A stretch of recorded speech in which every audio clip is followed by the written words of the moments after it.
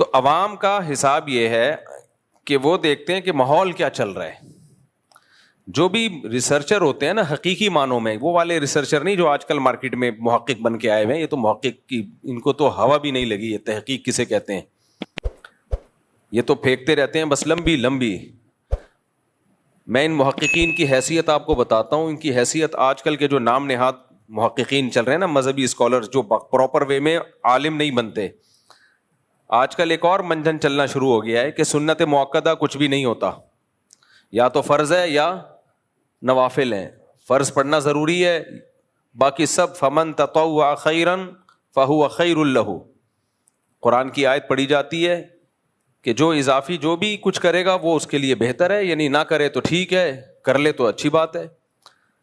تو اس کی بنیاد بنا کے کتنے لوگوں نے فجر کی سنتیں بھی چھوڑ دیں, ظہر کی سنتیں بھی چھوڑ دیں, مغرب عشاء کی سنتیں بھی چھوڑ دیں.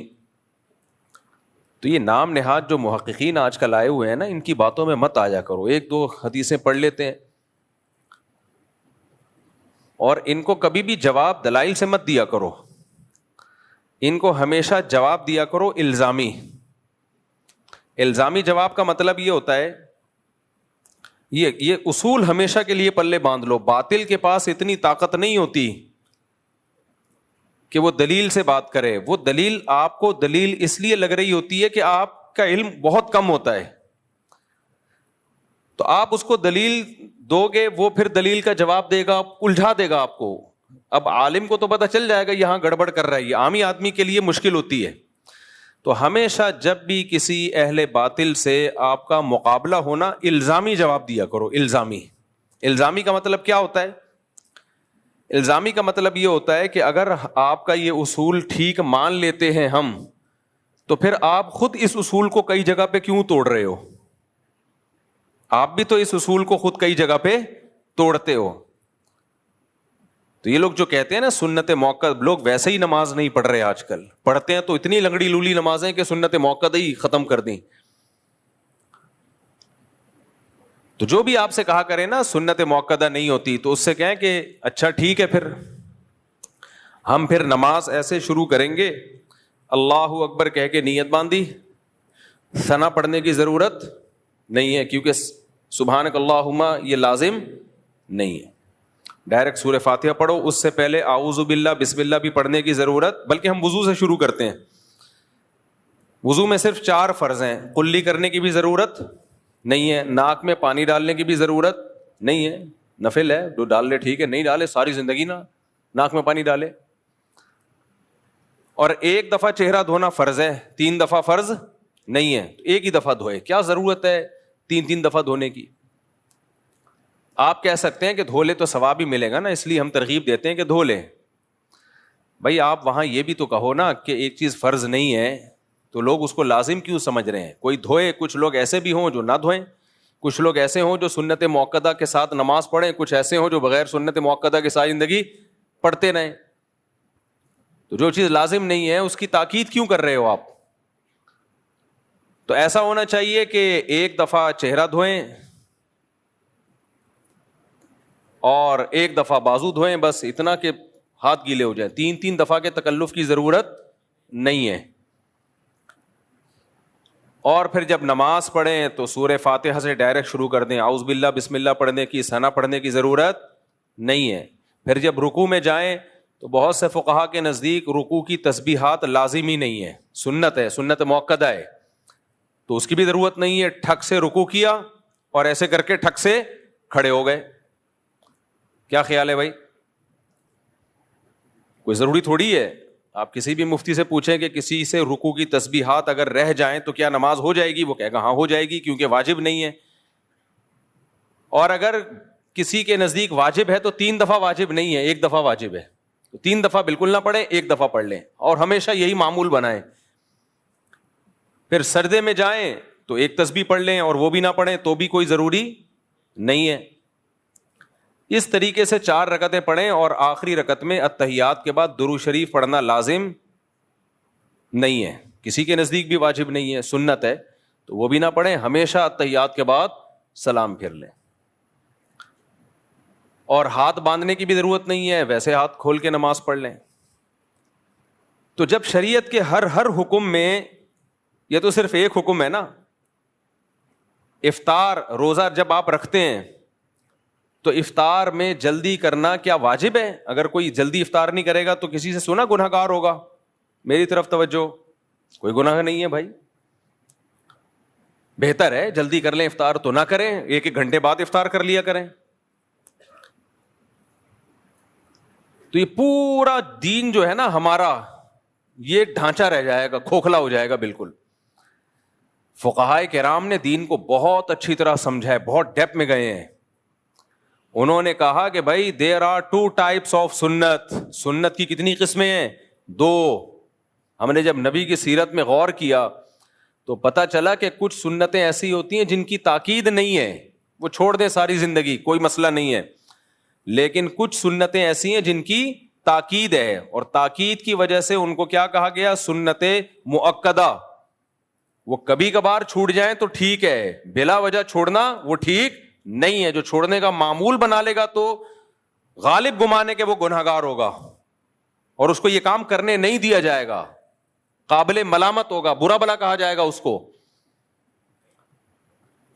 لہذا اگر کوئی نماز شروع کرتا ہے نہ سبحانک اللہم پڑھتا ہے، نہ اعوذ باللہ بسم اللہ پڑھتا ہے، نہ رکوع کی تسبیحات پڑھتا ہے، نماز تو ہو گئی بھائی، فرض ہے، اللہ نے فرض کی، جو فرائض تھے وہ پورے کر لیے، قضا اب اس کی قضا لازم نہیں ہے، فرض ادا ہو گیا. کیا اس پر ہم یہ آیت پڑھ لیں گے فمن تطوع خیرا فہو خیر لہ؟ جو اضافی کرنا چاہے ثنا بھی پڑھ لے اور درود شریف بھی پڑھ لے وہ بہتر ہے، نہ پڑھے تو کوئی حرج نہیں. نہ نماز کیا کہلائے گی؟ ناقص. تو جیسے نماز کے اندر 2 طرح کی سنتیں ہیں، کچھ سنت مؤکدہ اور غیر مؤکدہ، اسی طرح نماز کے باہر کی بھی کچھ سنتیں ہیں، کچھ سنت مؤکدہ اور کچھ سنتیں غیر مؤکدہ. نبی نے کبھی بھی فجر کی نماز سے پہلے 2 سنتیں ضائع نہیں کی ہیں، اور یہ نماز میں شامل ہیں فرائض کی تکمیلات کے لیے. اس کی سب سے بڑی دلیل یہ ہے کہ ہمیں کچھ سنتیں ایسی ملتی ہیں جو فرائض کے توابع میں سے نہیں ہیں، فرائض کے تابع نہیں ہیں. جیسے اشراق کی نماز، کسی نے فجر نہ بھی پڑھی ہو تو اشراق پڑھے گا، ہو جائے گی. عشاء نہ بھی پڑھی ہو تہجد پڑھے گا، تہجد کہلائے گی وہ. لیکن فجر کی 2 سنتیں جب ہی سنت کہلائیں گی جب 2 فرض بھی ہو اس کے ساتھ، کیونکہ وہ ہیں ہی فرض کی وجہ سے ہیں، وہ فرض نہ ہوتی تو وہ بھی نہ ہوتی. ظہر کی سے پہلے کی 4 سنتیں ان کی انڈیویجولی کوئی حیثیت نہیں ہے، وہ جب ہی ہیں جب ظہر کے 4 فرض آپ نے پڑھنے ہیں. اسی طرح ظہر کے بعد کی 2 سنتیں جب ہی ہیں جب ظہر کے 4 فرض پڑھنے ہیں. کوئی اکیلے 2 سنتیں پڑھ کے چلا جائے تو اس کی کوئی حیثیت، وہ عام نوافل ہوں گے وہ. تو یہ جو سنتیں ہیں جن کی نبی صلی اللہ علیہ وسلم نے ہمیشگی کی ہے، جب بھی فجر پڑھی آپ نے فجر کے ساتھ پہلے 2 سنتیں پڑھی ہیں. اس میں جب بھی آپ نے ظہر پڑھی اس سے پہلے آپ نے 4 پڑھی ہیں، اور اس کے بعد بھی آپ نے 2 پڑھی ہیں. اس پہ صحیح حدیث موجود ہیں. تو اس لیے فقہائے کرام نے ان میں بھی تفریق کی ہے، ایک سنت مؤکدہ اور ایک سنت غیر مؤکدہ. تو اب آپ نے ایک فتویٰ جاری کر دیا کہ فرائض پڑھ لو بس کافی ہے، اس کے ساتھ سنت کی کوئی ضرورت نہیں ہے. تو یہ اس کی دلیل ہے کہ آپ کو سنت مؤکدہ اور غیر مؤکدہ کا فرق معلوم نہیں ہے. اور میں آسان مثال دیتا ہوں، بہت سے علماء کے نزدیک قربانی واجب نہیں ہے، لیکن وہ کہتے ہیں سنت مؤکدہ ہے، یعنی چھوڑنا ٹھیک نہیں ہے صاحب استطاعت پر، کیونکہ اتنی اس پہ وعید ہے. آپ نے انکار کر دیا سنت مؤکدہ کوئی چیز ہی نہیں ہے، تو جب انکار کر دیا تو وہ تو بہت سارے دین کے حکام غائب ہو جائیں گے. دوسرا ایک اور مسئلہ، ابھی ایک نیا مسئلہ، کیونکہ فوراً جب فتنہ ہوتا ہے نا اسی وقت اس کے خلاف بولنا شروع کر دو تو دب جاتا ہے. ایک نیا مسئلہ بھی آج کل کھڑا ہو گیا ہے.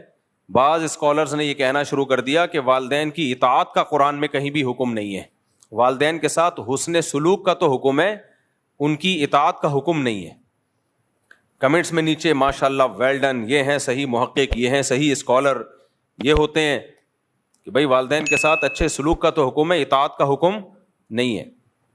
اتنی شدید وعید ہے نا. نبی سے جب پوچھا گیا نا اکبر الکبائر، کبیرہ کے بھی بڑے گناہوں میں کون سا بڑا گناہ ہے، تو اس میں آپ نے عقوق الوالدین، عقوق نافرمانی کو کہتے ہیں، والدین کی نافرمانی.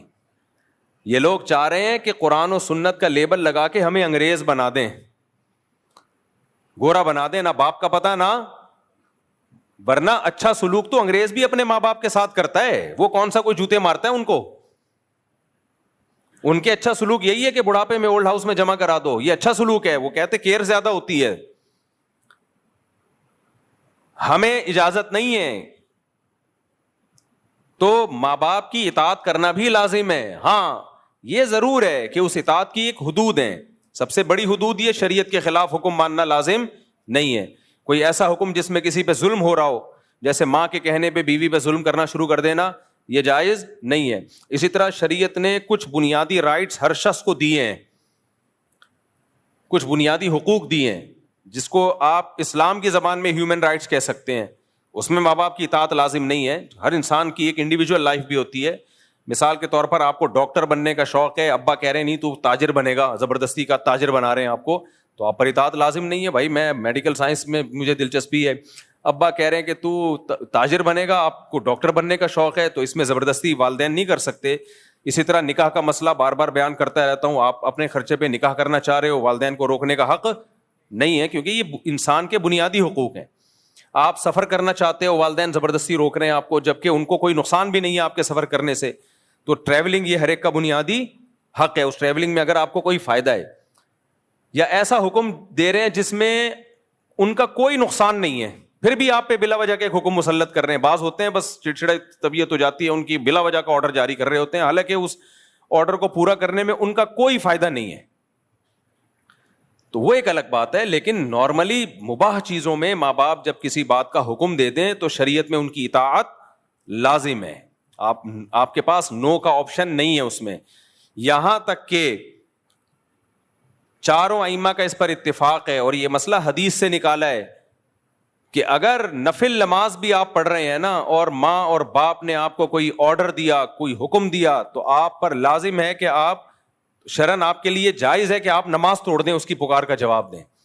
اتنی شدید تاکیدات ہیں. اور ایک اسکالر نے بڑے آرام سے کہہ دیا کہ اسلام میں ماں باپ کے ساتھ اچھے سلوک کا تو حکم ہے, لیکن ماں باپ کی اطاعت کہیں بھی لازم نہیں ہے. ہوتا یہ ہے کہ جو ممی ڈیڈی ٹائپ کے مسلمان ہوتے ہیں نا, ممی ڈیڈی, دیکھو اسلام سے مسلمان کا رشتہ بہت مضبوط ہوتا ہے. آپ لوگ مجھے لگ رہا ہے ٹینشن میں آ رہے ہو تھوڑا سا, آج مجھے لگ رہا ہے سب فیل محسوس سا ہو رہا ہے مجھے. مسلمانوں کی دو قسمیں ہیں. دیکھو انسانوں کی تین قسمیں ہیں. ایک تو بالکل کافر, جس کو پشتو میں کہتے ہیں کافر کا بچہ. پشتو میں کیا کہتے ہیں؟ کافر کا بچہ. تو وہ تو مانتا ہی نہیں نا اسلام کو, تو اس کو تو ماں باپ کے حقوق سمجھاؤ سکھاؤ, اس کی صحت پہ کوئی فرق نہیں پڑتا. پھر جو مسلمان ہیں ان کی دو قسمیں ہیں. ایک ہے ماڈرن مسلمان, جن کا کلمے کا رشتہ قائم ہے, بچپن میں ختنیں ہو گئی تھی ان کی, اور ابا اماں مسلمان تھے, تو تھوڑا بہت اسلام سے رشتہ ہے, اور اسلام میں اٹریکشن اتنی ہے, اسلام کو چھوڑنا آسان نہیں ہے. کیونکہ انسان ایک دفعہ جب اسلام میں اس کلچر میں آ جائے نا, وہ کہے گا بھائی سب کچھ ہو جائے گا, دنیا چھوڑ دوں گا, اسلام نہیں چھوڑوں گا. اب اسلام چھوڑنا آسان نہیں ہے. بہت ہی کوئی بدبخت قسم کے لوگ ہوتے ہیں, بہت ہی پتھر دل ہوتے ہیں جو اسلام چھوڑ دیتے ہیں. تو اس میں اللہ نے حسن اتنا رکھا ہے نا, جو ایک دفعہ اسلام کا چاشنی چکھ لے, مزہ چکھ لے, وہ کہاں چھوڑے گا. لیکن ان سے عمل ہوتا نہیں ہے. رہے وہ یورپ میں, امریکہ میں, گوروں کے ساتھ ماڈرن لائف, تو ان کو ماڈرن اسلام چاہیے ہوتا ہے. ایسا اسلام جس میں لیبل بھی اسلام کا لگ جائے اور کرتوت سارے انگریزوں والے ہوں.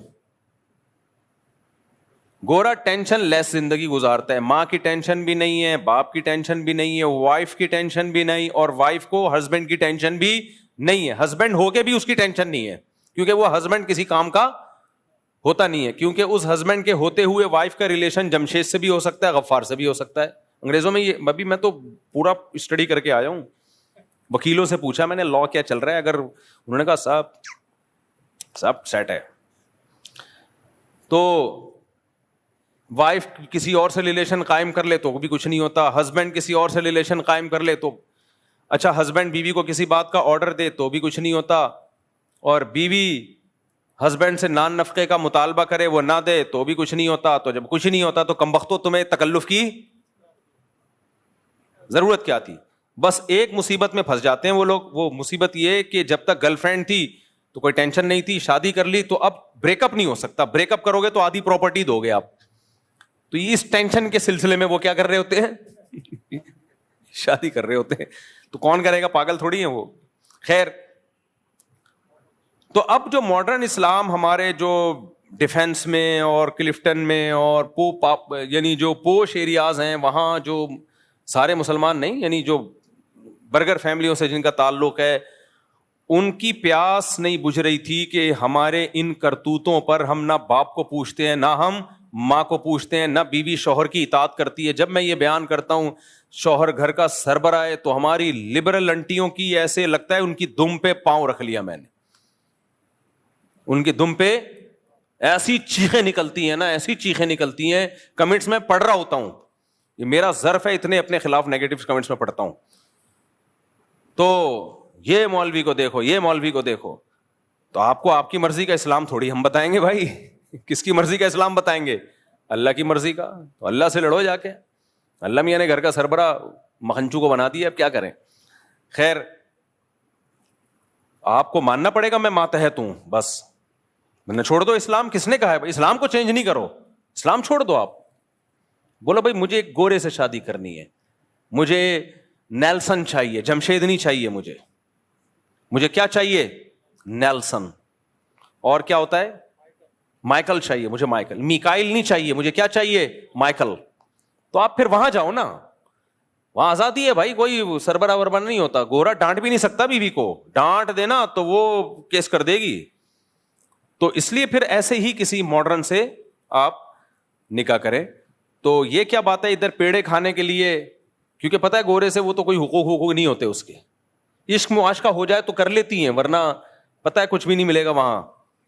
تو اسلام کے فائدے اٹھانے کے لیے آپ کو جمشید چاہیے, اور جب جمشید کے حقوق اسلام بیان کر رہا ہے وہ والے گوروں سے چاہیے. یہ نہیں چلے گا بھائی, یہ اسلام نہیں مانتا. خیر, اسلام کی عقل بھی نہیں مانتی ہے. تو یا تو پورے ادھر کو ہو جاؤ یا پورے ادھر کو کھسک جاؤ. تو اب کیا مسئلہ ہے؟ اب مسئلہ یہ ہے کہ جو ماڈرن قسم کے, لبرل قسم کے ہمارے مسلمان ہیں, جو چاہتے ہیں کہ یار یہ ہمارے پہ داڑھی رکھتے ہوئے ان کو لگتا ہے کہ ہم ملا نظر آئیں گے, بالکل ہی پروفیشنل قسم کے مولانا نظر آئیں گے. لوگ کہیں گے یار تم ٹھیک ہے اسلام کو فالو کرو, ٹھیک ہے نماز روزے کی حد تک ٹھیک ہے یار, انسان کا ایک روحانی تسکین ہوتی ہے, ہر مذہب میں ہوتا ہے. ہم جب ایئرپورٹ پہ جاتے ہیں تو پہلے ایئرپورٹ پہ یہ ہوتا تھا, دنیا کے تقریباً ہر ایئرپورٹ پہ ہی نماز کی جگہ, کیونکہ مسلمان ہی نماز پڑھتے ہیں زیادہ تر. لیکن اب انہوں نے تھوڑا سا ایئرپورٹ والوں نے یہ کیا کہ لوگ اعتراض کریں گے بھی مسلمانوں کی مسجدیں کیوں بن رہی ہیں, تو ہندوؤں کی بھی ہونی چاہیے اور سکھوں کی بھی. تو بنانا شروع کر دی ایئرپورٹ پہ, لیکن وہاں لوگ کوئی خاص نظر نہیں آتے ہیں. تو عبادت تو سبھی کر رہے ہوتے ہیں نا, ہر مذہب کے لوگ. اصل تو یہ ہوتا ہے کہ اسلام کلچر کے اندر لے کر آؤ. یہ بڑا مشکل کام ہے بھائی, یہ بڑا مشکل کام ہے. اپنے کلچر کو کیا بناؤ؟ اسلام. تو آپ کا حلیہ اور یہ سب چیزیں اسلام کے مطابق ہوں, عورت پردہ کر لے. تو اب ہماری لبرل انٹیاں اور ہمارے لبرل انٹے, ان کو کیا چاہیے کہ اسلام سے ظاہر اتنا ظرف نہیں ہے کہ اسلام چھوڑ دیں, وہ اتنا ایمان کی رمق ہے. تو ان کو پھر اس ٹائپ کے اسکالرز چاہیے ہوتے ہیں جو مغربی تہذیب کو مشرف با اسلام کر دیں. تہذیب مغربی ہو, ویسٹرن تہذیب ہو, اور اس پہ لیبل کیا لگا دیں؟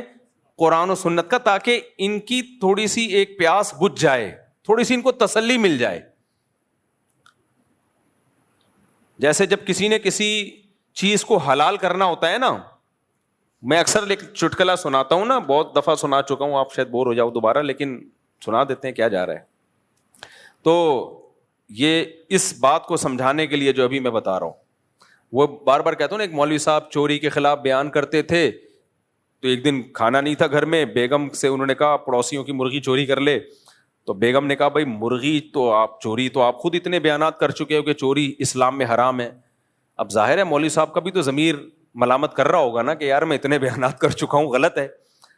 لیکن کہیں نہ کہیں سے حاشیہ نکال لیا انہوں نے کہا بھائی دیکھو ہم مرغی نہیں کھائیں گے, شوربے سے روٹی لگا کے کھائیں گے. چوری کی مرغی نہیں کھائیں گے ہم روٹی کس سے کھائیں گے؟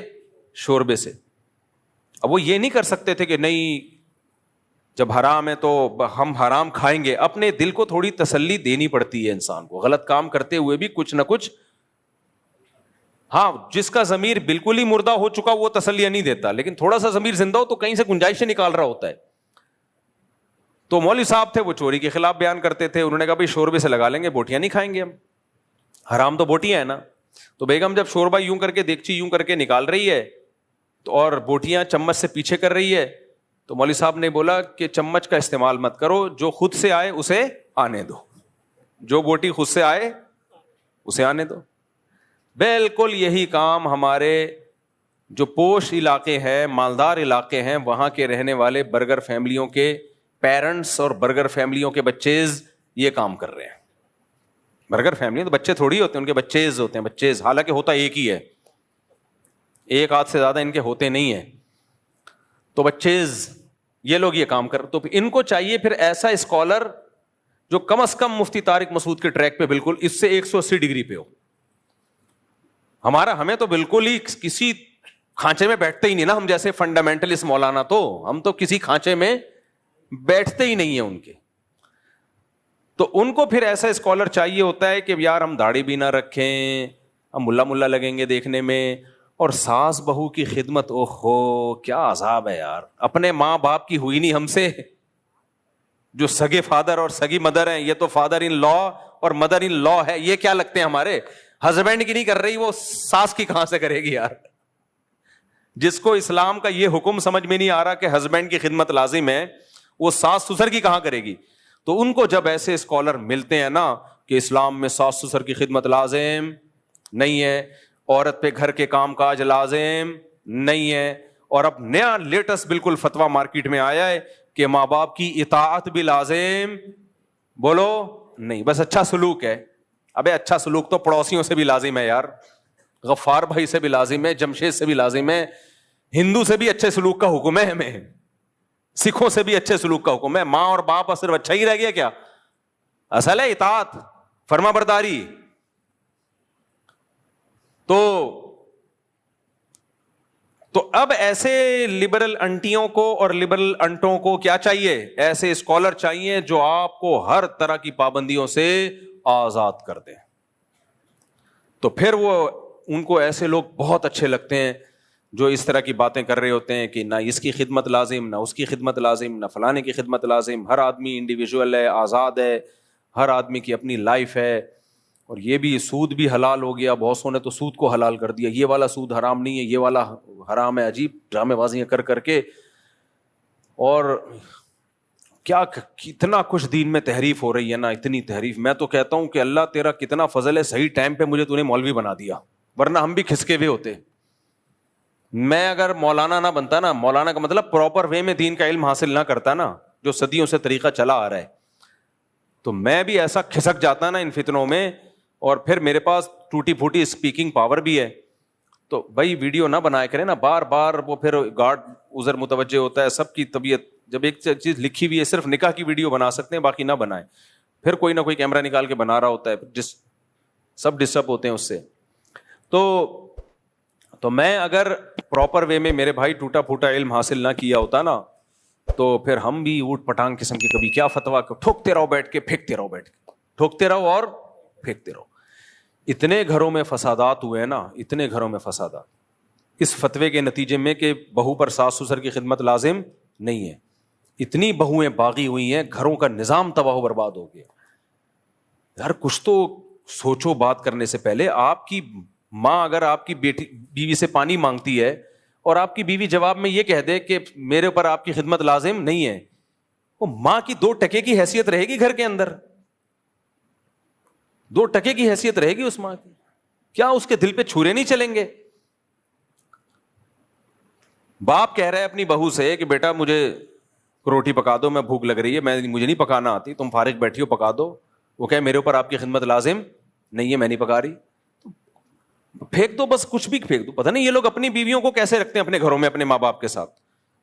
جو اسکالر فتویٰ دینا کہ عورت پر ساس سسر کی خدمت لازم نہیں ہے, اس کو بولا کہ سب سے پہلے یہ فتویٰ اپنی بیوی کو سکھایا کرو کہ تم پر لازم نہیں ہے. میری ماں بولے نا چائے بناؤ, تم پر لازم نہیں ہے, اور میرا کلپ چلا دینا کہ آپ کا بیٹا کہہ رہا ہے کہ آپ کی خدمت مجھ پر لازم, بولو نہیں. آج ایک صاحب آئے, ہاں ظلم بہرحال ظلم ہے, اس کے خلاف آواز اٹھانی چاہیے. بعض ساسوں نے بہوؤں کا نچوڑ دیا ہے بالکل, نہ یہ دیکھ رہی ہوتی ہیں اس کے سونے کا ٹائم کیا ہے, نہ یہ دیکھ رہی ہوتی ہیں اس کی طبیعت کیا ہے. تو ماسی نہیں ہے وہ, بہرحال اس کو ایسا غلام بنا لینا کہ ماسی میں اور بہو میں فرق ختم ہو جائے, غلط ہے. لیکن جب بھی اجتماعی سطح پہ رہا جاتا ہے تو ایک دوسرے کی خدمت کی جاتی ہے, خیال کیا جاتا ہے. آج ایک صاحب نے بتایا کہ کیا حالات ہیں کہ بیگم صاحبہ نے کہیں بیان سن لیا کہ گھر سنبھالنا جو ہے، یعنی گھر میں انتظام گھر کا کرنا، یہ ہم عورت کے ذمے نہیں ہے. کھلا ہو رہا ہے، پلا ہو رہا ہے، وہ بیٹھی ہوئی ہے کچھ بھی نہیں کر رہی سارا دن. میرے ذمہ نہیں ہے، آپ کے ذمہ ہے کہ آپ ماسی رکھیں. ٹھیک ہے نا. تو بچے تو ویسے ہی پیدا نہیں ہو رہے، وہ ایک آدھ کے بعد ختم ہو جاتے ہیں، تو کچھ کیا ذمے میں بھائی. پھر نبی صلی اللہ علیہ وسلم نے سیدہ فاطمہ کے ذمے لگایا کہ گھر سنبھالنا کس کے ذمے ہے؟ سیدہ فاطمہ کے ذمے. سیدہ فاطمہ سے بڑی کوئی عورت ہو سکتی ہے؟ ان سے بڑی کوئی شہزادی ہو سکتی ہے؟ اور حضرت علی کے ذمے لگایا گھر کے باہر کا کام کس کے ذمے ہے؟ آپ کے ذمے. ہاں یہ بات الگ ہے، فقہا نے یہ مسئلہ بیان کیا ہے کہ اگر کوئی بہت مالدار گھرانے سے ہو، بہت بڑے گھرانے کی لڑکی ہے جن کے گھروں میں کام کاج کا رواج ہی نہیں ہے، اب آپ رائل فیملی کی کسی شہزادی سے شادی کر کے گھر لے آئیں، پھر تھوڑی وہ کھانا پکائے گی. کیونکہ قرآن نے کہا عاشروہن بالمعروف، معروف طریقے سے ان کے ساتھ چلو. تو معروف طریقہ ہر قوم کا، ہر کلچر کا الگ ہوتا ہے. تو جو بہت مالدار گھرانے کی عورتیں ہیں جن کے گھروں میں نوکر چاکر ہوتے ہیں، تو اس کو یہ رائٹ پورا شریعت نے دیا ہے کہ وہ کام کاج سے انکار کر دے. لیکن نارمل جو لوگ، زیادہ تر لوگ متوسط گھرانوں کے ہوتے ہیں، درمیانے گھرانوں کے ہوتے ہیں، وہاں کے لیے یہی حکم ہے بھائی. جیسے اپنے ماں باپ کے گھر میں آپ تھی، تو اب یہاں گھر سنبھالنا کس کی ذمہ داری ہے؟ آپ کی ذمہ داری ہے. ٹھیک ہے، شوہر کو اللہ نے مال دیا تو وہ ماسی وغیرہ کا بھی انتظام کرے، نہیں دیا تو تمہارے ذمہ ہے بھائی، یہ تم نے سنبھالنا ہے گھر. تو بہت ایکسٹرا آرڈینری کوئی مالدار ہیں جن کے گھروں میں رواج ہی نہیں تھا. نوکر چاکر میں ایسے مالدار بھی ہوتے ہیں کہ گھر میں عورتیں ایک سارا زندگی ایک کپڑے بھی کبھی استری نہیں کیے ہوتے انہوں نے. بہت رائل فیملی سے ہے، بہت کسی وزیر کی بیٹی ہے، کروڑ پتی لوگوں سے اس کا تعلق ہے، خاندان سے تعلق ہے، تو اس میں ٹھیک ہے. اس میں یہ ہے کہ پھر وہ وہی اس نے کہا گھر میں بھی کبھی تو بہت ہی اونچے ہیں نا، لیکن اتنے اونچے خاندانوں میں تو بہت کم لوگ ہوتے ہیں نا. نارمل لوگ تو یہی ہیں کہ جو جیسے نارمل چل رہے ہیں. اب اسکالر ان میں فتویٰ دے دیتے ہیں کہ عورت کے ذمہ گھر کا کام نہیں ہے. عجیب پاگل بنا ہے یار. ایک اسکالر نے فتویٰ دیا کہ عورت اگر جاب کرنا چاہے تو شوہر کو روکنے کا حق نہیں ہے. انہی اسکالر نے یہ بھی فتویٰ دیا تھا کہ اس کے ذمہ گھر کے کام کاج نہیں ہے. تو سب لوگ تو اپریشیٹ کر رہے تھے، خاص طور پہ خواتین بہت اپریشیٹ کر دی. کسی عقل مند نیچے لکھا ہوا تھا پھر اس کے ذمہ ہے کیا، آپ یہ بتا دیں خالی کائنڈلی آپ یہ بتا دیں اس کے ذمہ ہے کیا. یہ بحث ہی چھوڑ دیں. کہ تو ایسے اسکالر سے آپ صرف یہ پوچھ لیا کریں کہ اسلام میں ناجائز کیا کیا ہے، اس کی لسٹ پیش کر دیں. ناجائز کیا کیا ہے کائنڈلی ہمیں صرف وہ بتا دیں. تو 2-4 چیزیں کوئی ناجائز رہ گئی ہیں تو وہ بتا دیں، بس ہم اس کو فالو کر لیں گے. تو اس لیے ماڈرن لوگوں کا ایک الگ ٹائپ کا اسلام ہوتا ہے، ان کو گنجائشیں چاہیے. میرے بھائی ہم نے اپنی خواہشات کے مطابق اسلام کو نہیں بنانا، ہم نے اپنے آپ کو اسلام کی خواہشات کے مطابق لانا ہے. اپنے آپ کو لانا پڑے گا تو اللہ مانے گا، ورنہ اللہ کہے گا پھر کلچر اور یہ سب چیزیں جاؤ خود ہی بھگتو ان کو، میرے پاس تمہارا کوئی حساب و کتاب نہیں ہے. ہمارے شاگرد ہیں نا مختلف علاقوں کے، KPK کے بھی، بلوچستان کے بھی، پنجاب کے بھی، سندھ کے بھی، ہر طرح کے شاگرد آتے ہیں ہمارے پاس. مدرسوں میں پڑھانے کا بڑا فائدہ یہ ہوتا ہے کہ ہر قوم سے آپ کا مضبوط ریلیشن ہو جاتا ہے. یعنی ہر جگہ، میں پاکستان میں کہیں بھی جاؤں، ہر شہر میں درجنوں شاگرد ہیں الحمدللہ. تو کہیں بھی آدمی جا کے رہ سکتا ہے. پھر ہمارے اساتذہ بھی ہیں ہر شہر میں، پھر ہر قوم میں ہمارے ٹیچر بھی ہیں. میرے ٹیچروں میں بلوچ بھی ہیں، پٹھان بھی ہیں، پنجابی بھی ہیں، مہاجر بھی ہیں. تو اس لیے ہمارے مدرسوں میں قوم پرستی نہیں ہوتی. اللہ کا ہم کر ہی نہیں سکتے قوم پرستی. ہم کسی قوم کے خلاف بولیں گے وہاں ہمارا استاذ نکلے گا کوئی صحیح ہے نا، ٹیچر نکل آئے گا، ہو ہی نہیں سکتا. تو اب میرے طلبہ ہیں مختلف علاقوں کے، میں ان کو کوئی شرعی مسئلہ سمجھا رہا ہوتا ہوں، وہ کہتے ہیں استاد جی ہم لوگ کے علاقے میں ایسا نہیں ہوتا، ہم لوگ کا تو کلچر نہیں ہے، ہم لوگ کا تو ایسا ہے. ہم تو میں کہتا ہوں ٹھیک ہے پھر آپ اس کلچر کو فالو کرو.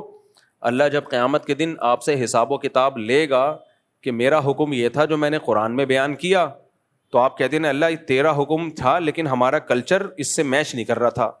تو اگر اللہ کہے کہ ٹھیک ہے یہ جو میں نے قرآن کا حکم دیا یہ پنجابیوں کے لیے نہیں تھا، میں اس میں یہ بتانا بھول گیا کہ پنجابی اس سے کیا ہے مستثنا، کیونکہ پنجابیوں کا کلچر یہ نہیں ہے. یا یہ جو میں نے قرآن کا حکم دیا یہ پٹھانوں کے لیے نہیں ہے کیونکہ پٹھانوں کا کلچر اس سے ڈفرینٹ ہے. اور یہ دوسرا جو میں نے حکم دیا یہ صرف سندھیوں کے لیے ہے, بلوچوں کے لیے نہیں ہے, کیونکہ ان کا کلچر اس سے میچ نہیں کرتا. تو میں نے کہا پھر اللہ سے جب ہماری ملاقات ہوگی تو ہم کہیں گے اللہ مہاجروں کے لیے الگ قرآن نازل کر دے, پٹھانوں کے لیے الگ نازل کر دے, سندھیوں کے لیے بولو الگ نازل کر دے, بلوچوں کے لیے الگ نازل کر دے, انگریزوں کے لیے الگ, ڈیفنس والوں کے لیے الگ. اس میں یہ ہو کہ کسی پہ کسی کی بھی خدمت کسی بھی ٹائم پہ لازم نہیں ہے, کچھ بھی حرام تو ہے ہی نہیں. موسیقی بھی حلال ہے, ناچ گانا بھی حلال ہے, اور شراب 2-3 ڈھکن جس میں نشہ نہ ہو, اس کو بھی حدیث میں آتا ہے کہ قرب قیامت میں نا لوگ شراب کا نام تبدیل کر کے اس کو حلال کریں گے.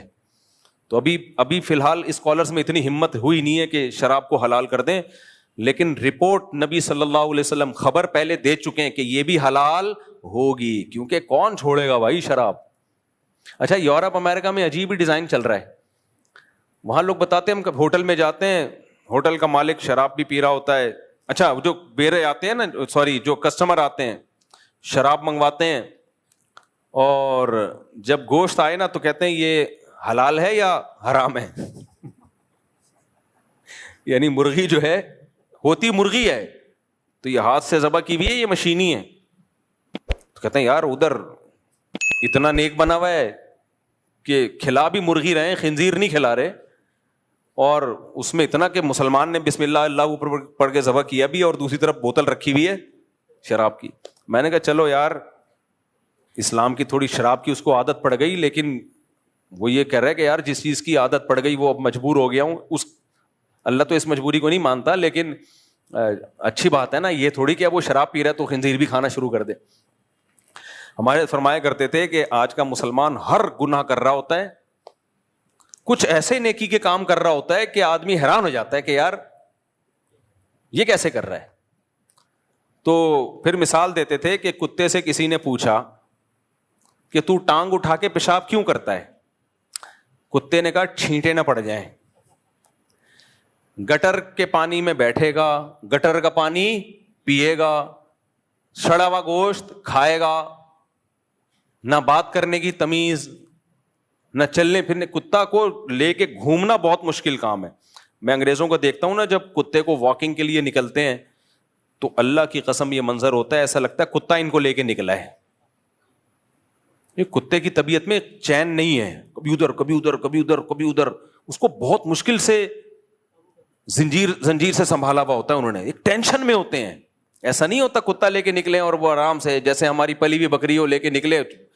گایا لے کے نہیں نکلتے لوگ, تو جو پلی ہوئی گائے ہوتی ہیں جہاں جاؤ آپ آرام سے چل رہی ہے. کتا ایسا نہیں ہوتا, کبھی ادھر جا رہا ہے کبھی ادھر جا رہا ہے, کبھی کسی کو منہ مار رہا ہے, وہ اس کا مالک بار بار گھسیٹ رہا ہوتا ہے. میں کہتا ہوں یار انہوں نے کتنی بڑی ٹینشن پالی ہوئی ہے, اور دیکھنے میں یہی لگ رہا ہوتا ہے کہ یہ کتے کو لے کے نہیں, کتا ان کو لے کے نکلا ہے. تو کتا جو ہے ہر گند میں منہ مار لے گا, گٹر کا پانی پیے گا, لیکن جب پیشاب کرے گا تو ٹانگ اٹھا لے گا کہ کہیں چھینٹے نہ پڑ جائیں. تو آج کل کے کتنے اسکالرز ہیں, ہر چیز گانا بجانا حلال, موسیقی حلال, مکس گیدرنگ حلال. تو ایک اسکالر کی تصویر آئی, یوں کر کے بیٹھے ہوئے ہیں, وہ ہر چیز کو حلال کر رہے ہیں نا. تو نیچے کسی نے لکھا ہوا تھا یہ سوچ میں پڑے ہوئے کہ 2-4 چیزیں حرام رہ گئی ہیں, ان کو میں حلال کیسے کروں. 2-4 چیزیں حرام رہ گئی ہیں کسی طریقے سے. تو اس لیے میرے بھائی دیکھو, کشتیاں جلا کے اسلام کی طرف آؤ, پھر مزہ آئے گا. یہ مت دیکھو میں ڈیفینس میں رہتا ہوں, میں کلفٹن میں رہتا ہوں, میں امریکہ میں رہتا ہوں, میں کینیڈا میں رہتا ہوں. میں بھائی اللہ کا قانون ہر جگہ ایک ہی ہے. ہر جگہ اللہ کا قانون کیا ہے؟ ایک ہے. مقاصد پہ سمجھوتا نہیں ہے, مقاصد پہ, ذرائع پہ سمجھوتا ہے. یہ تھوڑی گاڑی اردو ہے, اس کا مطلب بتا دیتا ہوں. مقاصد کیا ہے؟ شریعت چاہتی ہے نماز قائم ہو, چاہتی ہے کہ نہیں چاہتی؟ تو نماز آپ کو پڑھنی پڑے گی. شریعت چاہتی ہے رمضان میں روزہ آپ بولو رکھیں, آپ کو رکھنا پڑے گا. شریعت چاہتی ہے سال میں ایک دفعہ زکوٰۃ نکلے, آپ کو زکوٰۃ دینی پڑے گی. شریعت چاہتی ہے آپ جو مالدار ہیں قربانی کرے, آپ کو قربانی کرنی پڑے گی. شریعت چاہتی ہے کہ آپ کا پڑوسی بھوکا سوئے گا تو قیامت کے دن سوال کس سے ہوگا؟